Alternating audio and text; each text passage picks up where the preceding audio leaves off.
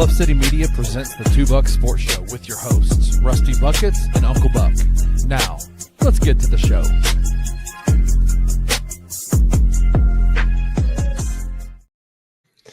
What is up, everybody? Welcome to your Thursday edition of the Two Buck Sports Show. I am your co-host, Rusty Buckets, back with my guy, Drew Gann, a.k.a. Uncle Buck, back on the mic with me today. Big shout out to Jared, who's already in the comments. Thank you for hanging out with me yesterday. Again, it was an upgrade, and I appreciate you being here. So, Drew, how are you, buddy? Well, it was all right. And then you started saying that you prefer guys who had lesser beards than me. You enjoyed their presence better than mine. And now it's just a little squirrely already. Like, I didn't even get to say a word before the shots were taken, and I do not appreciate it. But until then, everything was good. Yeah. You got to get them in while you can. And while I had the mic, I figured I'd get one shot in before we deep dive. And I'm sure there's going to be plenty more opportunities for you to get that back. But glad to have you back from Power Rangering yesterday. I know you were out on a job site sweating to death, I'm sure. Yeah, no, it's no cooler than hell outside. That's for sure. You know, if you've ever been scared about your eternity, go outside because my goodness, is it hot outside? Yeah. It is just miserable. And you know, the day job is oftentimes indoors, but it seems like it's only outdoors when it is 2 degrees or 102 degrees.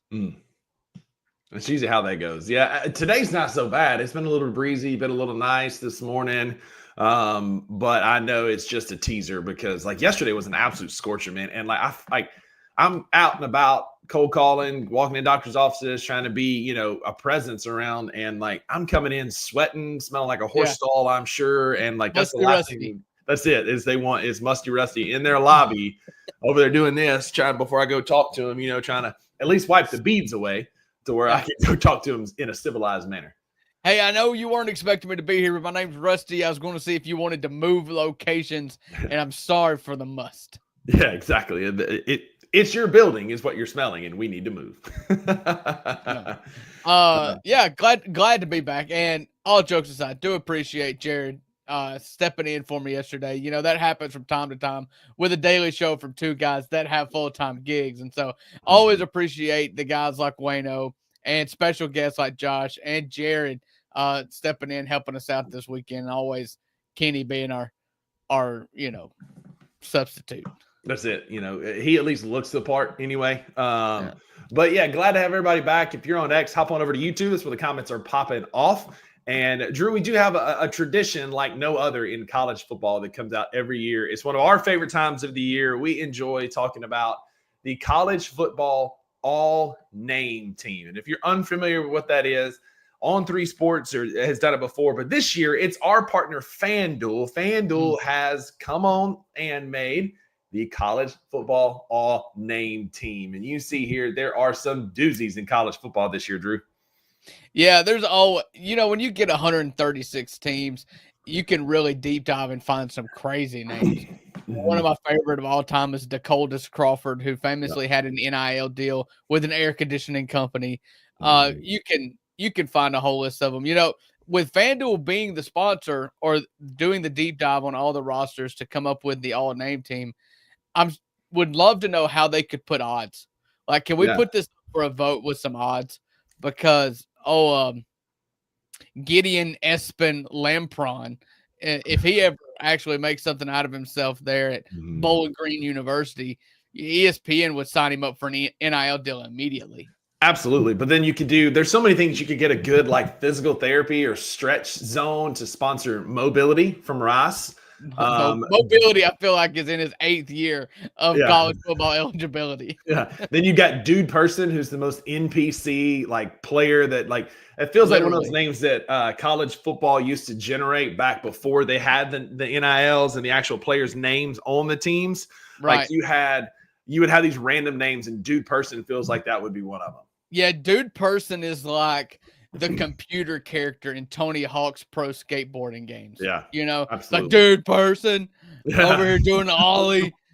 So, I always like the simple ones. The ones that seem realistic. Dude Person is the last name. I mean, Wesley Person played in the NFL forever. And, we and this is so Mississippi, and my dad hates it, but because my youngest son, Banks, he is a little brother, the colloquial Southern terms, you just call him Bubba. That's what we kind of trained my daughter to call him. It didn't train her. It just happened. Hey, where's Bubba at?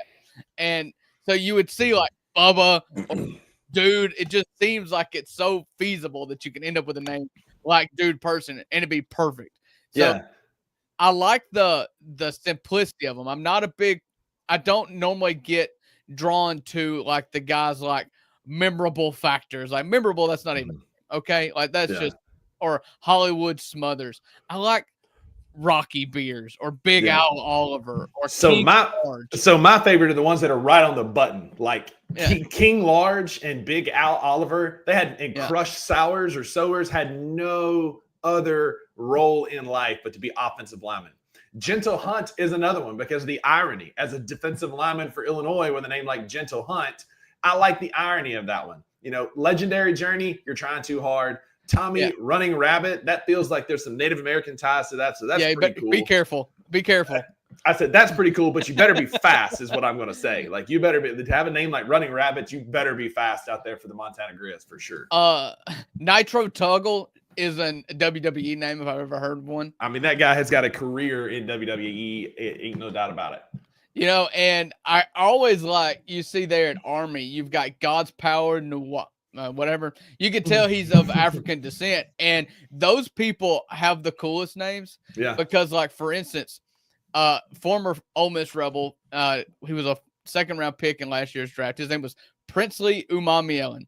His brother is Prince Will Umamielen. And they've always just – they stack they match the first names really well. If you're typically from the African descent, I like it.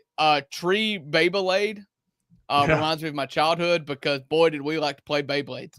And I hope God's Power has a brother named Godspeed that's out there doing well somewhere. That's exactly what I'm talking about. I guarantee you he's got a brother named Godspeed. Haynes Hammer is a good name too, although you misspelled Haynes on purpose. I told my wife when naming our children, we're not misspelling a name and we're not making up a name. There's a lot of made up names. Yeah, and you're looking at a bunch of them right here. And I think Pig Cage missed a great opportunity to play football for the Arkansas Razorbacks because I feel like Pig Cage is like Bumper Pool and a guy, Jared, that was destined to play for Arkansas. Bumper Pool is a good one. Demon Clowney scares me. Despite the fact he is Jadeveon Clowney's cousin, I believe, and a former Ole Miss Rebel. I'm just Demon Clowney. I just got to put a big hex on him. Yeah, we got to get NBA Paint on that one, right? Because NBA Paint is really good at, like, if it's something scary, they make it a little less scary, but still intimidating. And so maybe we could come up with something for Demon. I think he's lined it up perfectly because his name is scary, but his play is not. Boom, beautiful. But before we get to our real sports talk, I do want to talk to you about Ounce of Hope. Ounce of Hope put on a great event this past weekend in Chokin' and Token, already asking for more. The people want another Chokin' and Token in the future. Cameron just was over the moon with how it went, and it was a great turnout. It was a really good time. But now, Ounce of Hope at ounceofhope.com, code Bluff City will get you 15% off your first order. You can go check out their stores at the Sanderland Center in the Cooper Young neighborhood. They're a great Memphis business, and we are Memphians supporting Memphians, and we need that now more than ever. So go check out Cam and the gang at Ounce of Hope, ounceofhope.com, code Bluff City for 15% off.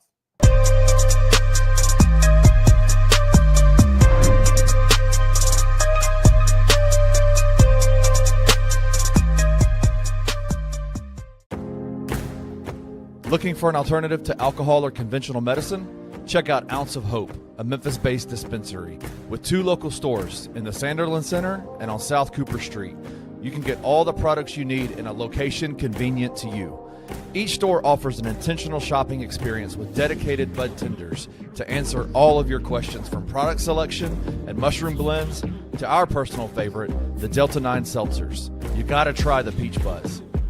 Try Ounce of Hope at either one of their 2 Memphis stores or at www.ounceofhope.com for convenient products shipped right to your door.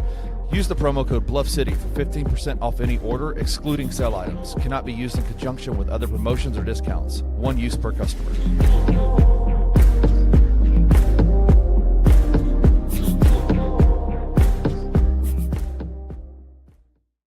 I'm just very, very curious about offense and how that's going to look.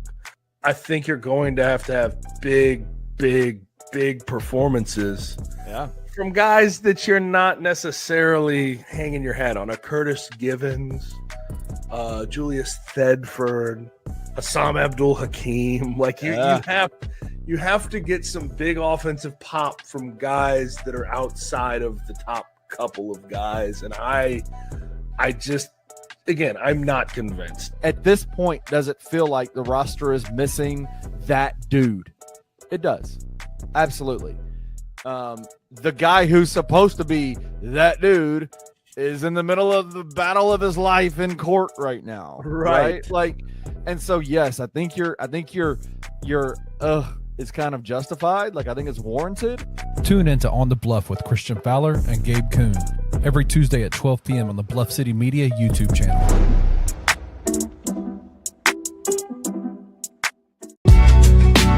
In the heart of the Highland Strip for 27 years, Trilogy Tattoo has helped tell stories for Memphians for generations.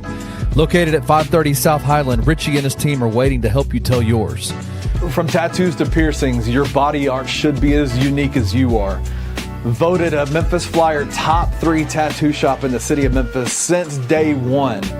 Your story will be safe here at Trilogy Tattoo. Open 7 days a week, Monday through Saturday, 11 to 11, and 3 to 11 on Sundays. They have convenient times waiting on you.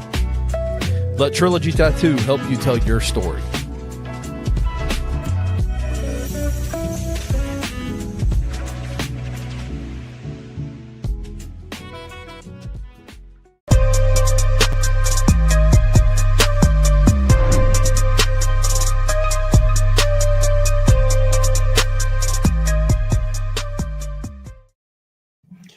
Welcome back to segment number 2 of the 2 Buck Sports Show. You know, used to, Drew, you could lead these in when my computer was lagging. Now I come back before you do because I got my new fancy computer, so I don't have the little lag anymore. So welcome back to segment number 2. Drew, tell them where to find us. Yeah, so we are live right now on Bluff City Media's YouTube page as well as our X page, and I'd like to take a moment to cordially invite everybody watching on X to come on over to YouTube. We've got Wayno and Jared and King Meeks in the comments talking back and forth.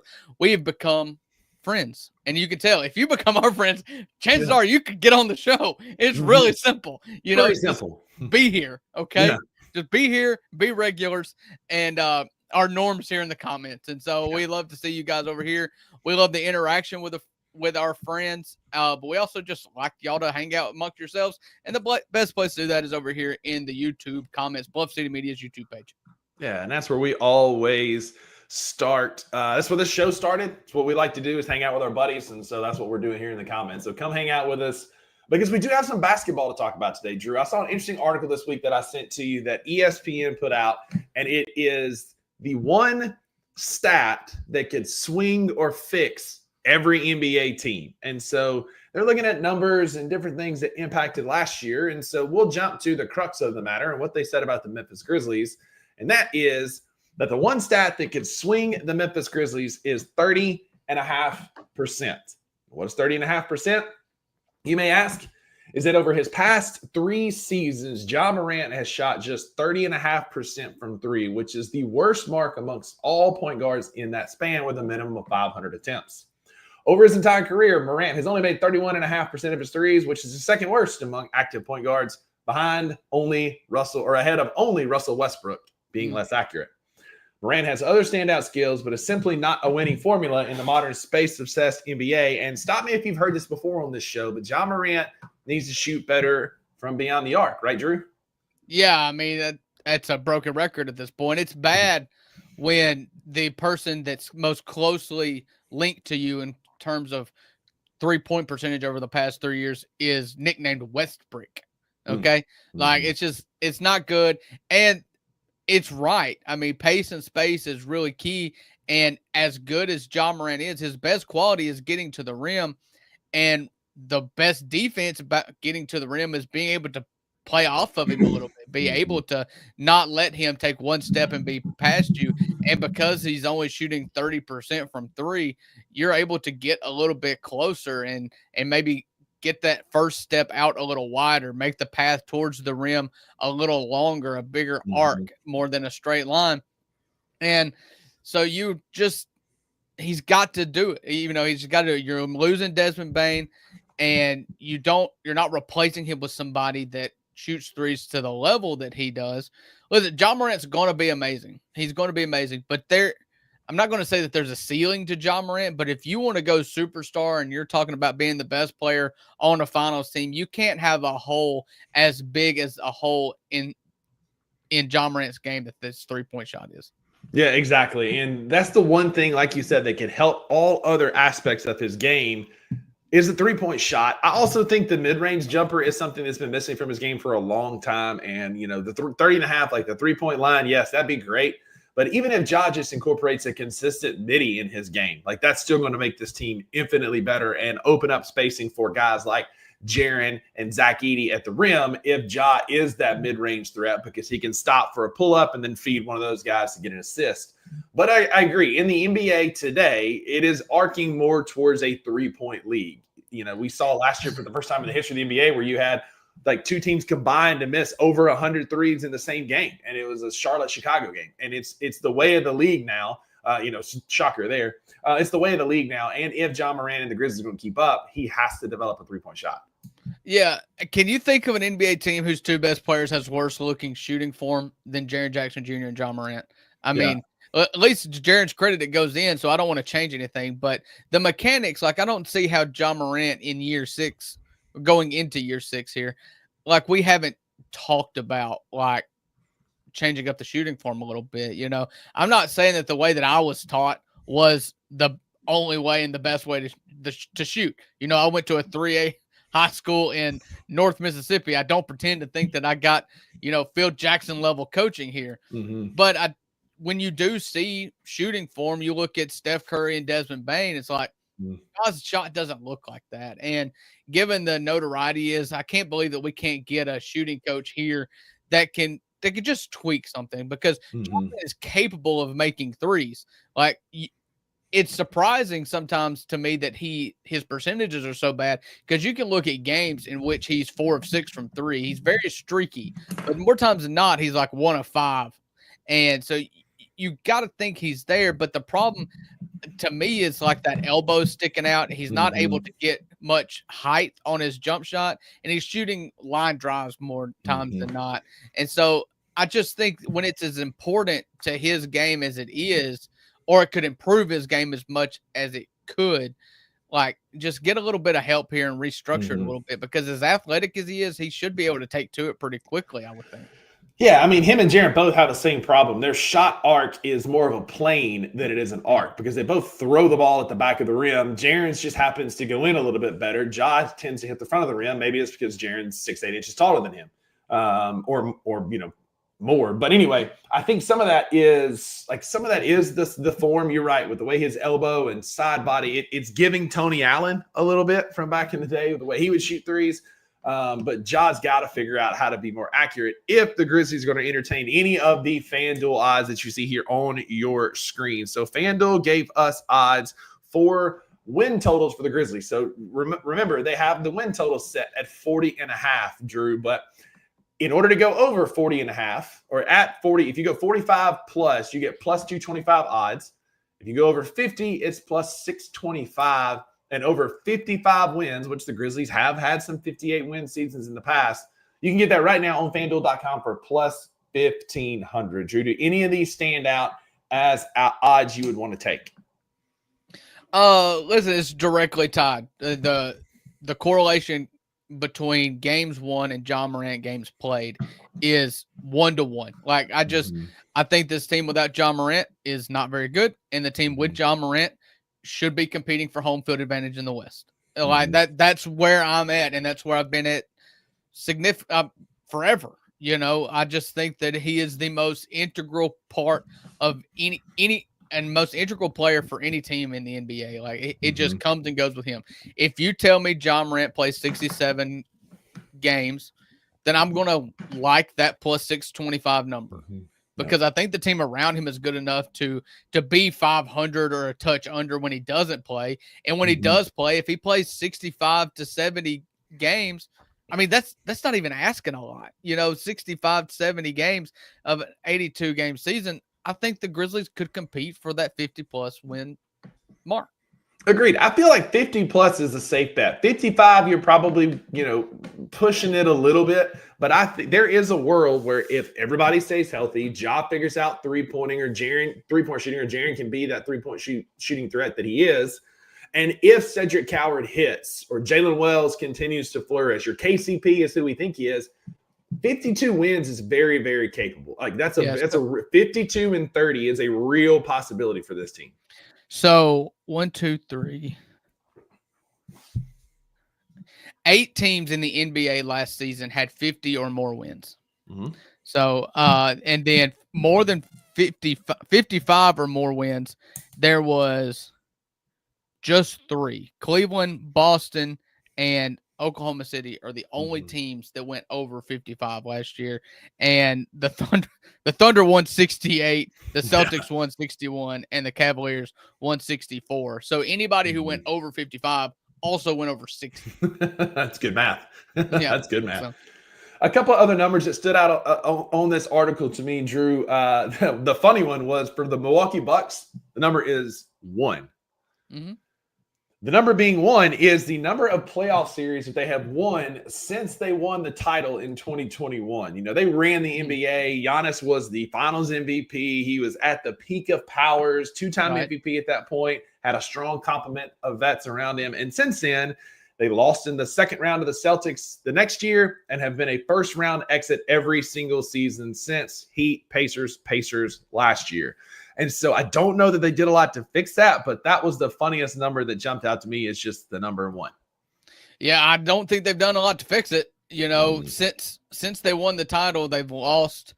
They traded Chris Middleton last year. They traded Brook Lopez, obviously like the heart and soul kind of guy of Jay Crowder.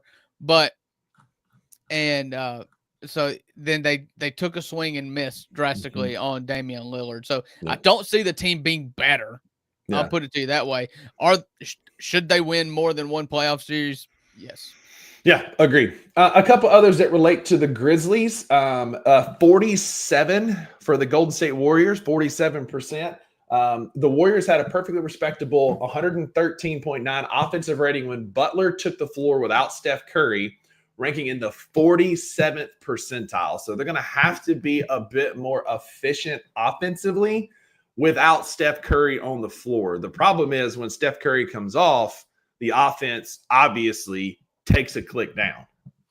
Yeah, I would like to know how many minutes that was, though, because if you remember, after they traded for Jimmy Butler, they went like 20-3 or something. I mean, some astronomically high winning percentage when they had Jimmy Butler and Steph Curry playing. And then, unfortunately, Steph Curry went down with an injury again in that series against the Timberwolves, and they're just not going to win any series that Steph Curry doesn't play. The key to them is, like you said, them both playing. Yeah. And I'm not going to get into the minutes with one on the bench, one off, one on the court, back and forth. They just got to play. I don't really care about that because at crunch time, I'm always going to trust Steph and Jimmy. They just have to start and finish every game. Agreed. Last 2 numbers we'll talk about. One of them directly impacting the Grizzlies. The Oklahoma City Thunder is 99.2%. 99.2% of their playoff minutes are returning from last year. The only player who played playoff minutes not coming back is Dylan Jones, who played a small portion in the playoffs. 99.2% of their playoff minutes are coming back next year. And the last one being Orlando Magic is 2012. And that's because 2012 was the last year in which Orlando ranked in the top half of the league in offensive efficiency. Since they traded Dwight Howard that summer, they have never been higher than 17th, which was that was in 2015. It was 2016. Otherwise, they have been 20th or worse, including 30th 26, 22, and 26 over the last 4 seasons. Yeah, I mean, and you want to know why they gave up 4 first-round picks and KCP for Desmond Bain. Like, he is the most efficient three-point shooter in the NBA, not named Steph Curry. He stays healthy for the most part. Like, it's a match made in heaven. And if you want to talk about Desmond Bain not being worth it, like, think about what Orlando was. Like, I'd heard that stat before where it'd been 10 straight years where they're not even in the top half. We're not talking top 10. We're not talking top 12. We're talking in the top 15 of the league. And more times than not, it's the bottom 10. And so, it's pretty bad. And for Oklahoma City, is like they are truly running it back. And if you're an Oklahoma City fan, it's exactly what you want. You just want another crack at it. Michael Jordan once said, you know, I've rewatched the Last Dance documentary recently, and when they're talking about dismantling the team after 1998, you know, they were going. They were talking to him before they had won the 98 championship, and they were talking about like breaking up the team. Phil Jackson not coming back, and Michael Jordan. That's Michael Jackson. Yeah.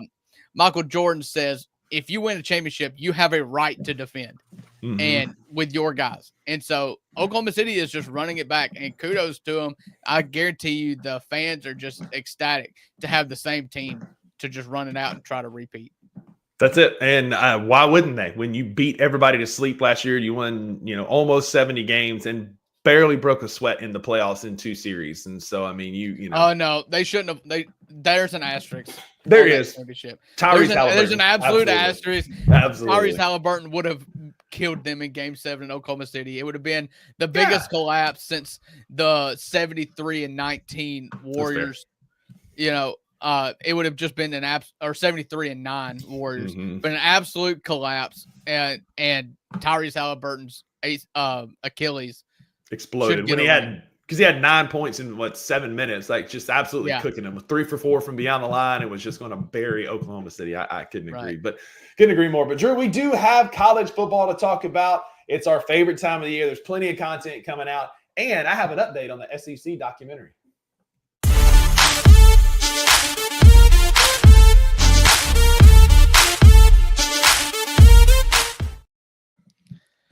It's time. I can smell the barbecue in the air. You know, we're getting close to tailgate season. There is football this weekend. You'd have to tell me who's playing, but I know there is football. So we get an Ireland game this weekend. Kansas State and Baylor, maybe. I think is who it is. Or Iowa State. Game? No, I don't think it's Baylor. Keep talking. Yeah. Anyways, you can just smell it. It's like Christmas. You know, everything smells like Christmas. You got cinnamon. You see the lights everywhere.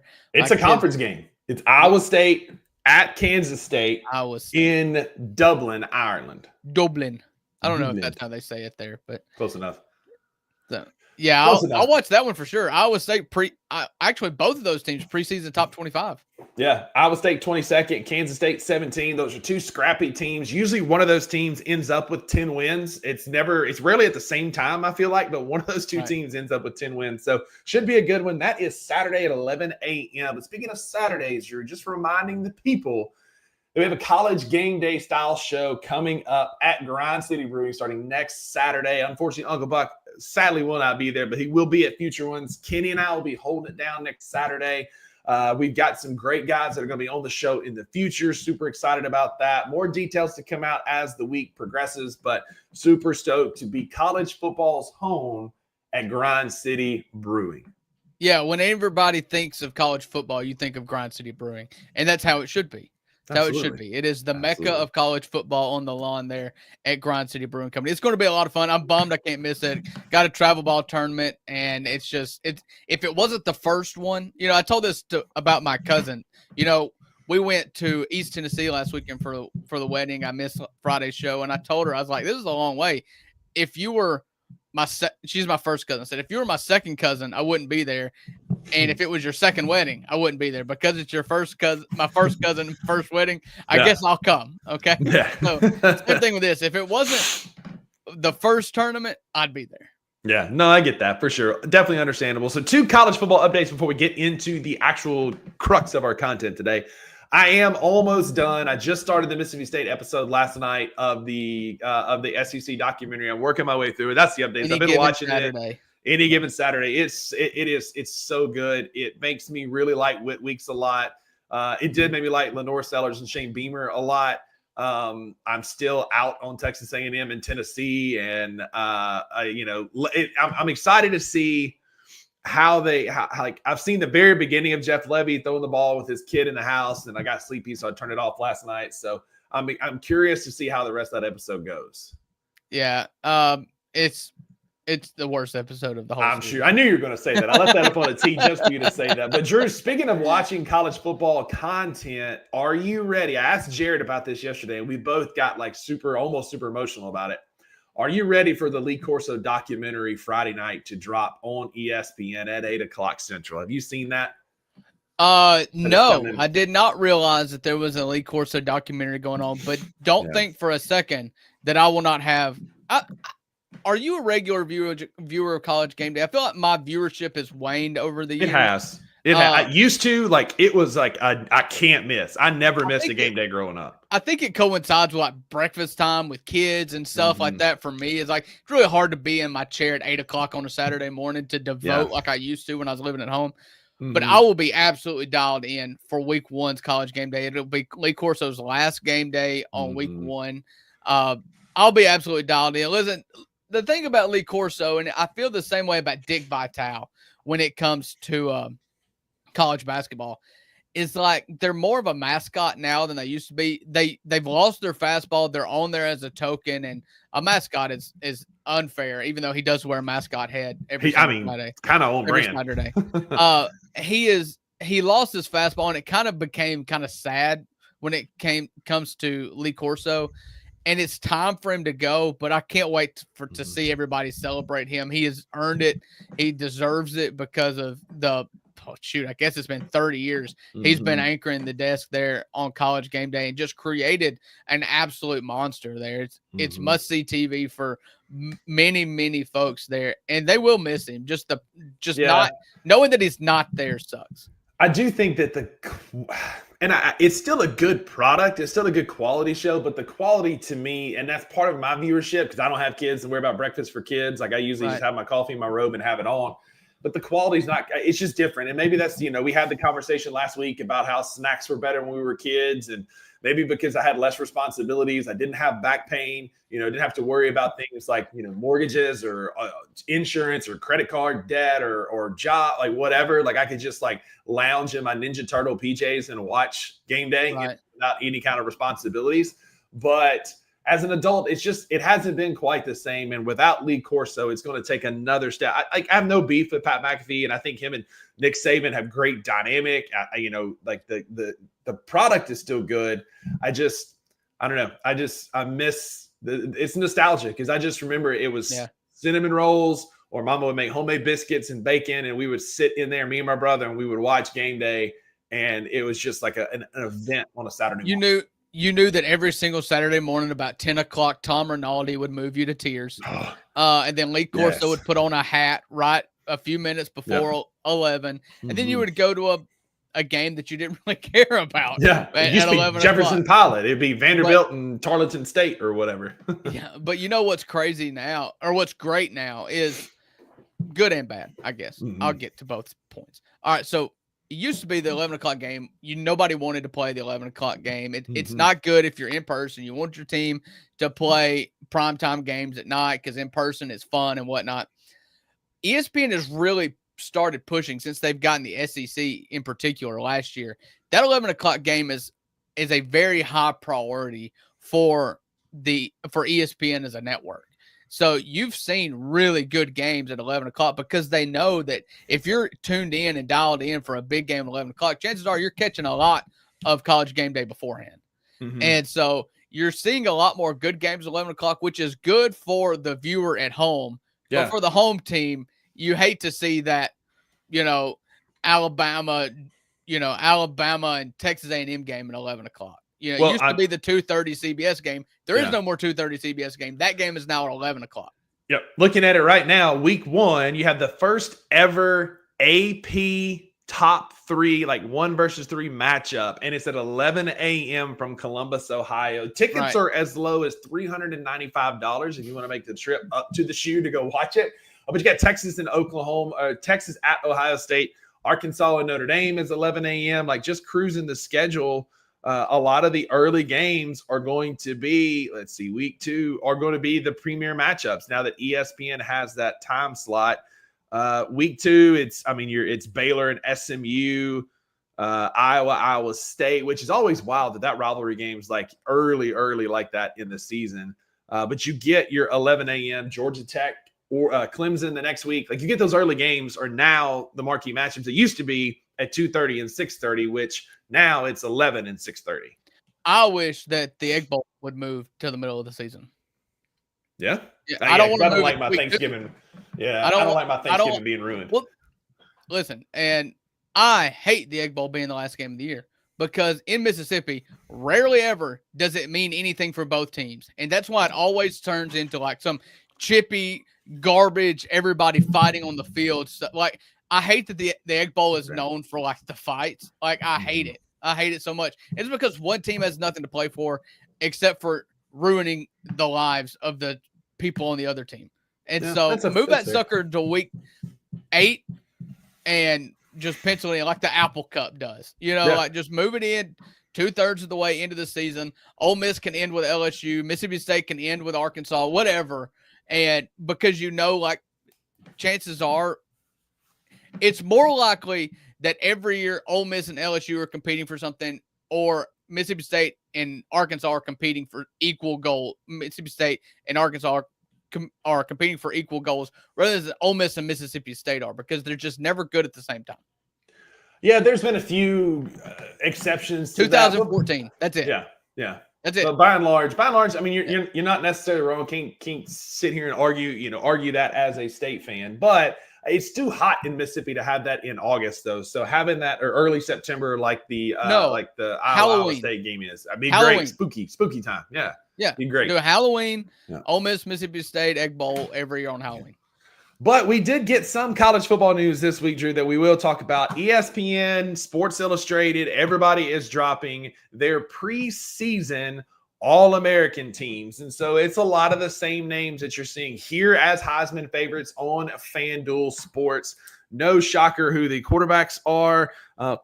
Although first-team quarterback is Cade Klubnik from Clemson. I think he's proved a bit more, so he's your preseason All-American first-team quarterback.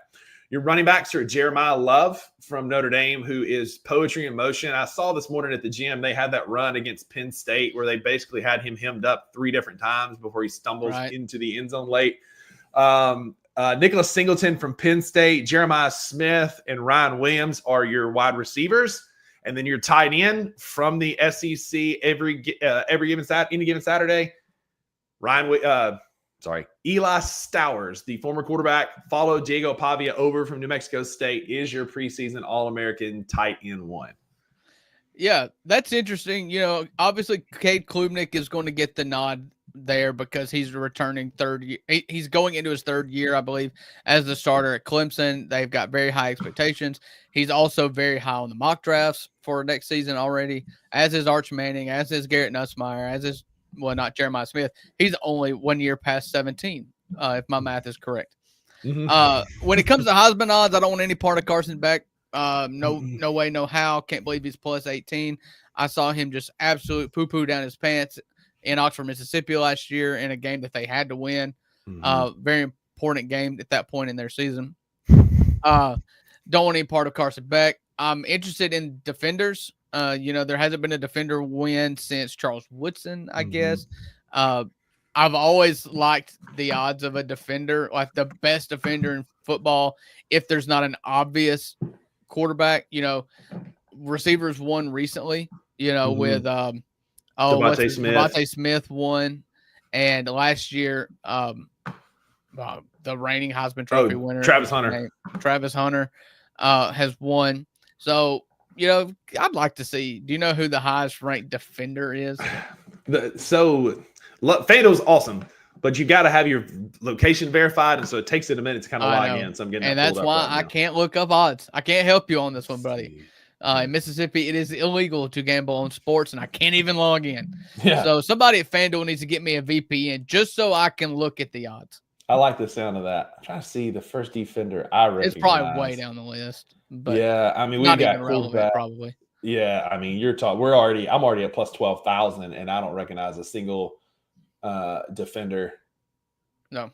Anyways. Anyway, it's all quarterbacks, receivers, running backs. It's going to be down the list a little bit before you get there. But other SEC of note, Ty Simpson is tied with Carson Beck at plus 1,800.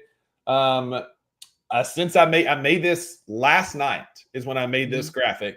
Lenora Sellers is now plus 1,800, tied with Carson Beck, Drew Aller, Ty Simpson. DJ Lagway is plus 2,000. And then John Mateer. Now he can't bet on himself, but John Mateer is plus 2,500 as the next Oklahoma quarterback here.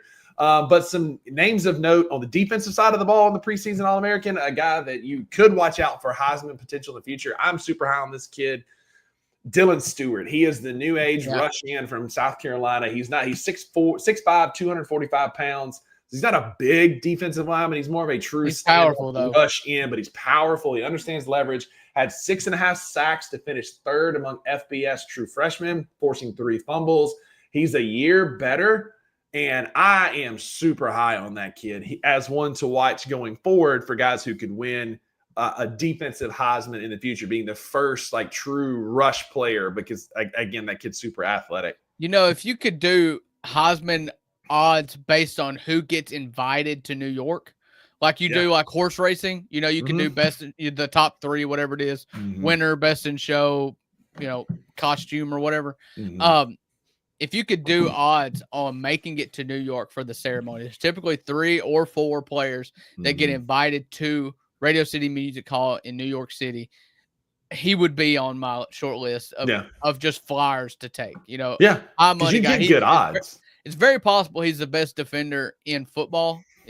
Leading the nation in sacks. And Ndamukong Suh had no chance at winning the Heisman that year, but he got invited because he's the best defender. Manti Te'o, no chance of winning. But he got invited. We saw Orlando Pace get invited one year. No chance of winning as a left tackle, but just an absolute mauler. Some other names of note, LT Overton from Alabama, defensive tackle. Caleb Downs, the safety from Ohio State, surprising no one. He's another really good one. If they could get him to return a couple punts for a touchdown, he would be absolutely on the list. Yep. And then the last one of note, Michael Taffe from Texas. And I know he doesn't mean a whole lot to a lot of people, but this kid is a former walk-on who is a redshirt senior who's played his tail off, played in 43 career games and 26 starts, 78 tackles, 5.5 for loss last year. He averages a 91.3 coverage grade, leading all safeties. Former walk-on, worked his way up to being a preseason All-American. So hats off to Taffe, the safety from Texas. Yep. I'm assuming there's no Ole Miss guys on the top 3 of that list. Nobody, no really proven guys that are entering. No, what's the linebacker? Surtain? What's Suntarine Perkins. He's the second team All SEC, which we'll talk about some probably tomorrow. We'll talk about the All SEC team, but no Ole Miss. I believe he was in the top 5 or something in sacks in the league last year. He was either second or third Micah team, Parsons kind of guy, undersized, rush in, super fast. Yeah. He's either second or third team. I don't exactly remember, but we'll talk about that tomorrow. We'll also talk about a couple interesting things for the show tomorrow, some positive preview to get y'all to come back tomorrow. We're going to look at total regular season wins required to be in the at-large discussion, which I thought was pretty interesting from Kayford ratings. And we're also going to talk about mulligans. So how many mulligans each team has per Kayford's ratings, meaning how many you can lose and still be in the college football playoffs. And then it's how many you can lose, and then it swings to how many upsets you need. So it's a super interesting. I was going to say, you've got to trade off. You know, Ole Miss isn't in with, you get a mulligan with Kentucky, but you've got to beat Georgia, and then you get a mulligan with Florida, but then that was it. You can only have one interesting to see this. So it's the most you can get is 2 mulligans, and then there are teams that need 11 upsets. And so there's kind of everything in between. No, Mississippi State's not at the bottom. And a shocking and maybe surprising, Ole Miss per this has no mulligans on their schedule next year. But we'll talk about it tomorrow. It's because you don't really have any. You're expected, or the line is 9.5, and so you don't have a lot of wiggle room. Upset. If you lose to Georgia, there's no team that you can upset really. Yeah. So this will be interesting. I'm excited for that discussion tomorrow. So y'all come back for that tomorrow. But in the meantime, Drew, we're going to give them their Thursday back. That's going to do it for your $2 Sports Show on this Thursday. We talked some NBA. We did have some NBA news. Wayno, looking at you, didn't have to sit here and listen to college football the entire time. But it's our show. We're going to talk college football all we want. And so got more content coming for y'all next week. I pre-recorded one last night with a buddy of mine talking about South Carolina Gamecocks. That's going to be a fun interview. So y'all come hang out with us tomorrow to wrap up your week. We've got the Bucks Big Three coming. We've got some great college football content. And, Drew, we're doing our new segment, our Friday Fantasy Football Focus, the 4 Fs on Fridays. So we may have to rebrand that. We may have to rebrand that. I got the Fantasy Football Focus is ESPN, like the most popular ESPN fantasy football podcast. Yeah. So, maybe it's like the Friday Fantasy Football Foray or something. Fantasy Football Festival. Oh, we love Festivus. The Festivus for the rest of us.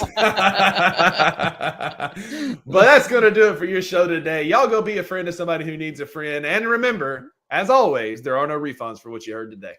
That's right, because with the $2, you always get what you pay for. We'll see you tomorrow. Thank you for listening to the $2 Sports Show. If you enjoyed this episode, leave a rating and a review wherever you download your podcasts. Also, like and subscribe to Bluff City Media's YouTube page. We'll see you back here next time.